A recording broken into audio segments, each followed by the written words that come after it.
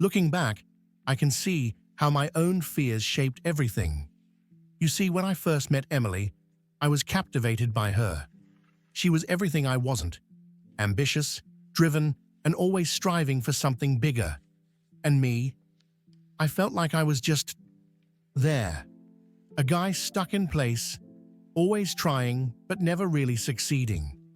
I always believed that love should feel equal, balanced, and to be honest, I didn't think I could give her that. I mean, what did I have to offer? No impressive career, no big house, nothing that said I was on her level. As much as I loved her, I couldn't shake the feeling that I was just this weight holding her back. It started as small thoughts, little doubts that crept in every time she mentioned her next big project or talked about her plans for the future. I'd smile, pretend to be happy for her, but deep down, I was panicking. What if I can't keep up? What if one day she realizes she's outgrown me? Money, status, those things started to define my self-worth.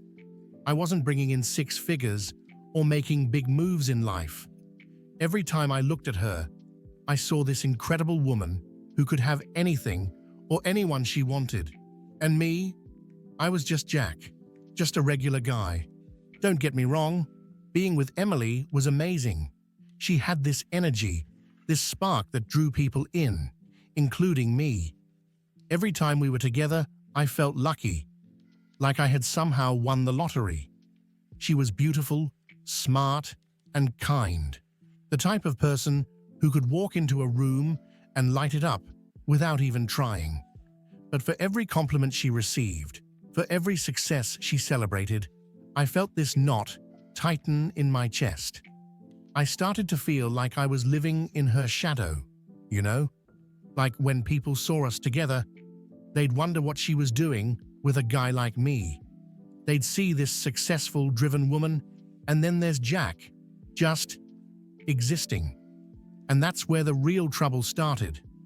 The more I compared myself to her, the more I started pulling away. It wasn't her fault, though. She never made me feel small. That was all me. She'd say, "You're enough for me, Jack." But I couldn't hear it. I couldn't believe it. There were times when we'd be sitting together, and she'd be talking about her day or her goals, and I'd zone out. Not because I wasn't interested, but because I was stuck in my head, wondering how long I could keep up the act. How long until she realized she could do better. It got to the point where I started imagining her with someone else. Someone who could match her ambition, who could build her up in the way I thought I couldn't. I became obsessed with this idea that I was somehow doing her a disservice by staying in her life. But here's the thing. I loved her. I really did. That's what made it so hard. I thought loving her meant letting her go, because in my mind, staying would have meant holding her back. I reached a point where I couldn't take it anymore. It was like a weight pressing on my chest every time I saw Emily chasing after her dreams, and I just stood there, stuck.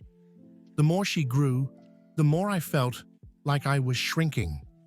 I kept telling myself that I had to let her go, that I was holding her back, and that she deserved someone who could match her ambition, who could walk beside her, not behind her. One night, after she got an amazing job offer, an opportunity she'd been working toward for years, I snapped. We were sitting at dinner, and I just blurted it out. "Maybe we should take a break. Maybe you deserve someone better." The look in her eyes when I said that, it was like I'd just pulled the rug out from under her. She didn't get angry. She didn't argue. She just looked hurt. I saw it in her eyes, but I couldn't back down. In my mind, I was doing the right thing. I was setting her free to live her life the way she deserved. I remember how it felt as she left that night. The weight that lifted from my shoulders was only temporary, though, because the moment she walked out the door, the pain hit, the regret, the second guessing. Did I do the right thing? Was I being selfish in thinking I wasn't enough for her? But even with all the doubt creeping in, I tried to convince myself that I was making the sacrifice for her. I was telling myself I was giving her the space she needed to truly shine. I didn't realize at the time that my own fear of being imperfect was what led me to push her away. After we broke up, I did what anyone would do when they're trying to run from their emotions. I ran. I booked a flight, packed a bag, and left. I didn't have a plan. I just needed to be somewhere else, anywhere else, to get away from the mess I had created. I figured some distance would give me the clarity I needed. Maybe I'd figure out who I was outside of my relationship with Emily, or at least I'd stop thinking about how I messed it all up. I spent weeks in a foreign city, trying to lose myself in the hustle and the noise of a place where no one knew me. But no matter how many new faces I met, no matter how much time I spent distracting myself, Emily's face was always there in the back of my mind. It haunted me. Every street corner, every quiet moment, I couldn't escape the feeling that I'd made a mistake. I found myself wondering if she was out there, living her best life, doing all the things I thought I couldn't support her through. Was she happy? Was she better off without me? I was so caught up in my own self-doubt that I didn't even realize how little I had grown. I was still that same guy, full of fears and insecurities, while she was probably out there conquering the world, living the life she deserved. But even then, I didn't understand. I kept thinking that maybe I was just too broken to make things work with anyone, let alone someone as amazing as Emily. I needed to figure out my own life first, I told myself. So, I spent months trying to put the pieces together, trying to convince myself that leaving her was the right thing to do. Months passed, and I was starting to feel like maybe I could get over her, maybe life would get easier. But life has a funny way of throwing curveballs when you least expect it. I was at this conference abroad, something to do with work, nothing exciting, when I walked into the main hall and saw her, Emily. There she was, standing on a stage, speaking to a room full of people, her voice strong, clear, confident. It was like everything around me went quiet. I froze. I'd heard she'd taken time off after we broke up, but I didn't know what she'd been doing with her life. I hadn't heard from her, and I didn't want to, not because I didn't care, but because I thought I wasn't worthy of hearing about her success. So seeing her up there, doing what I now knew was her passion, took me by surprise. But it was more than just the shock of seeing her again. It was the realization that she wasn't just surviving after our breakup, she was thriving. After the talk, I caught up with her, and we had a moment to catch up. I was almost nervous to see how she'd react to me, but when she looked at me, there was no resentment, no anger, just a quiet, calm warmth.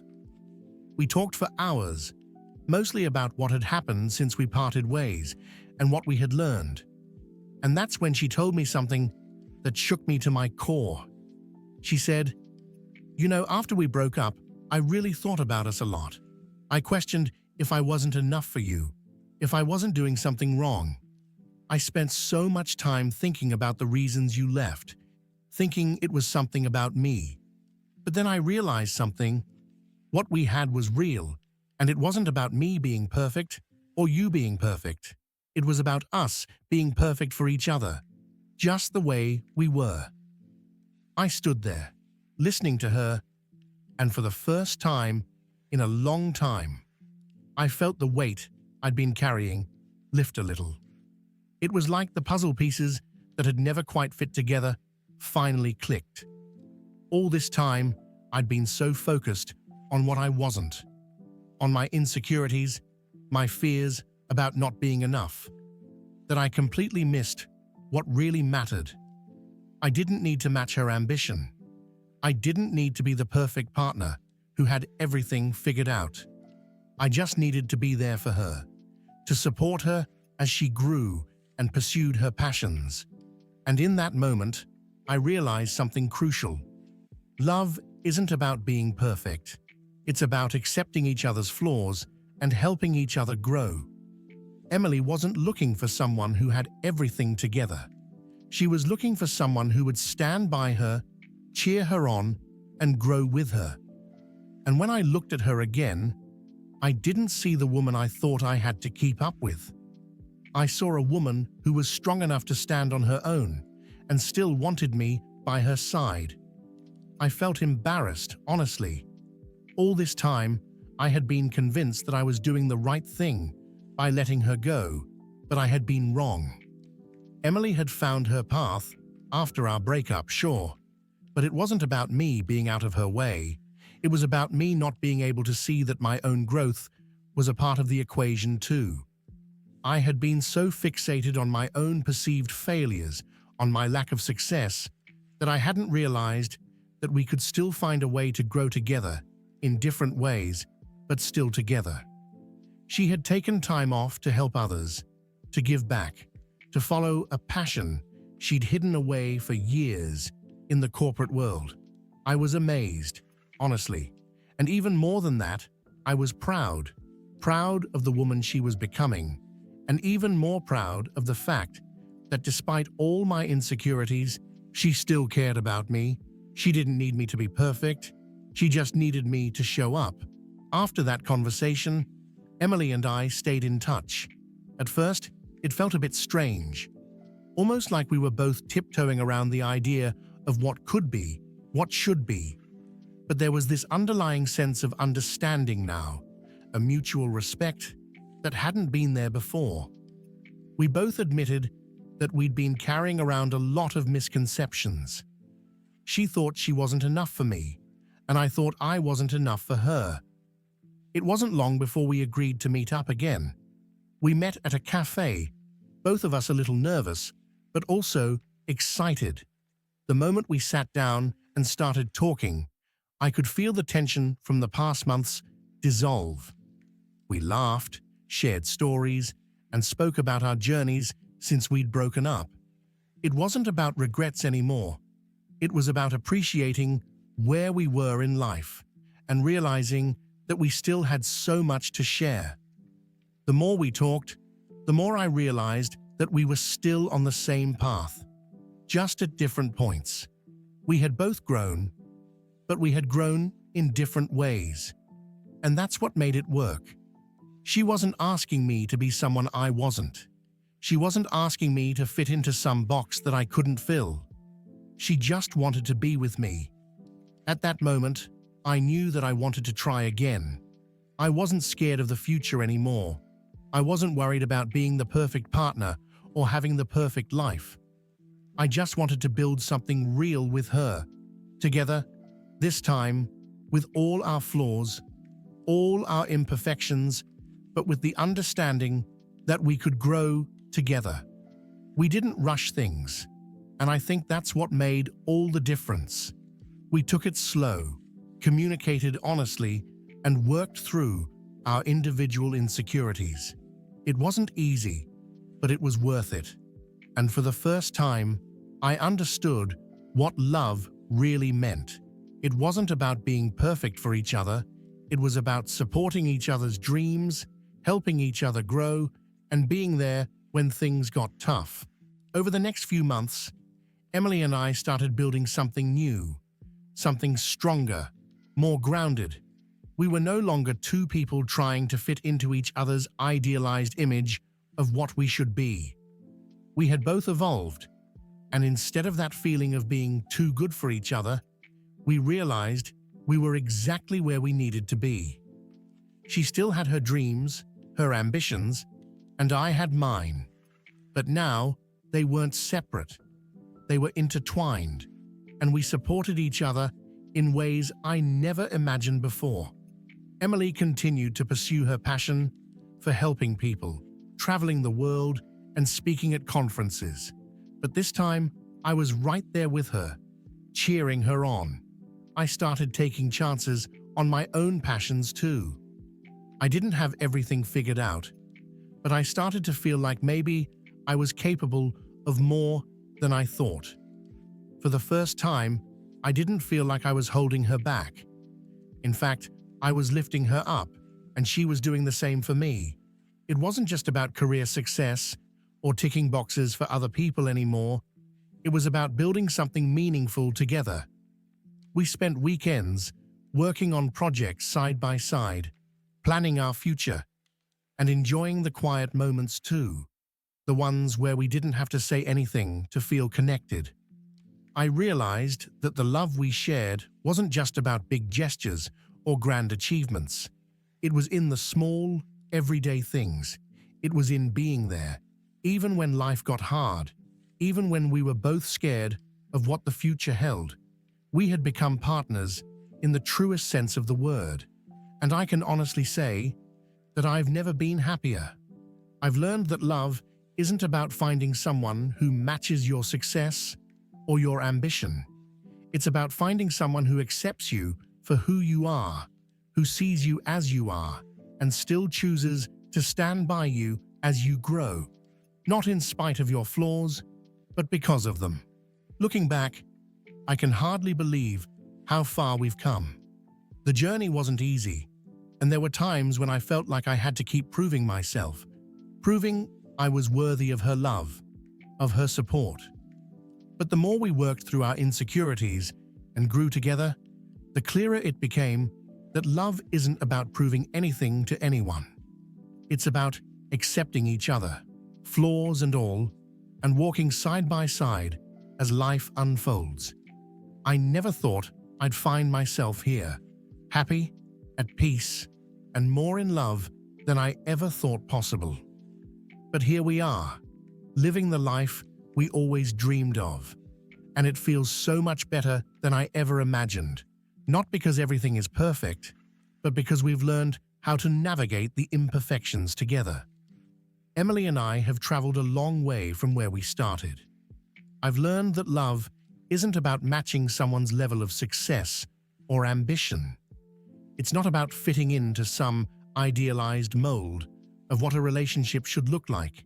It's about mutual respect, support, and being there for each other, no matter what life throws your way. We don't have all the answers, and we don't always know what the future holds, but we know this: together, we're stronger than we ever were apart. And that's the lesson I want to share. Love isn't about being perfect. It's about growth. It's about supporting each other through the highs and the lows. It's about recognizing that we don't have to be everything for each other. We just have to be there, in the ways that count, at the right time, and with all the imperfections that make us who we are.